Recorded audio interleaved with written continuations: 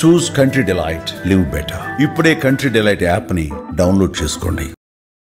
ఈ మధ్యకాలంలో మనుషులు మానవత్వపు విలువలను పూర్తిగా మర్చిపోతున్నారు. పెద్దల సాక్షిగా మూడుముళ్ల బంధంతో ఒకటైన జంట చిన్న చిన్న కారణాలకే కోర్టు మెట్లెక్కుతున్నారు, విడిపోతున్నారు. ఇక వివాహేతర సంబంధాలు పచ్చని కాపురాల్లో చిచ్చు పెడుతున్నాయి.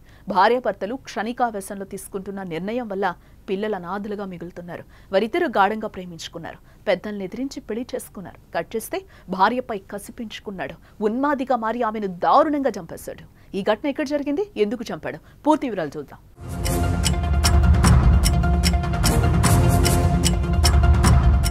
కర్ణాటక తుముకూరు జిల్లాలో దారుణం చోటు చేసుకుంది. నవీన్, గీత 2 ఏళ్ల క్రితం ప్రేమించి పెళ్లి చేసుకున్నారు. తమ ప్రేమకు పెద్దలు అడ్డు చెప్పడంతో ఎవరికీ చెప్పకుండా గుడిలో పెళ్లి చేసుకున్నారు.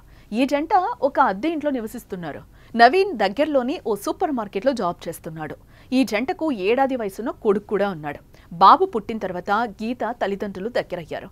ఈ క్రమంలోనే తన కొడుకును అమ్మగారింటికి పంపింది. ఇదిలా ఉంటే గత ఏడాదిగా భార్యాభర్తల మధ్య తరచూ గొడవలు కూడా జరుగుతున్నాయట.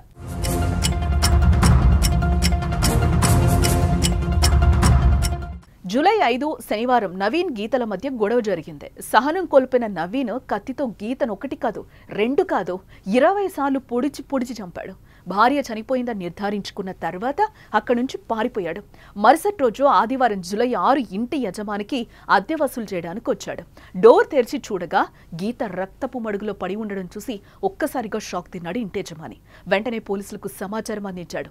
విషయం తెలుసుకున్న తుమ్కూరు రూరల్ పోలీసులు సంఘటనా స్థలానికి చేరుకుని దర్యాప్తు చేపట్టారు.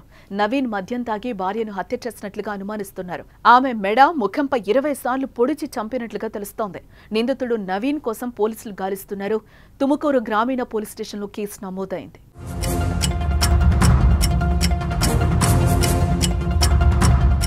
సోషల్ మీడియాలో పరిచయమైన నవీన్, గీత కొద్ది కాలంలోనే ప్రేమలో పడ్డారు. పెద్దలు వీరి పెళ్లికి అంగీకరించకపోవడంతో గుడిలో పెళ్లి చేసుకున్నారు. మొదట భార్యాభర్తలు ఎంతో సంతోషంగా గడిపారు.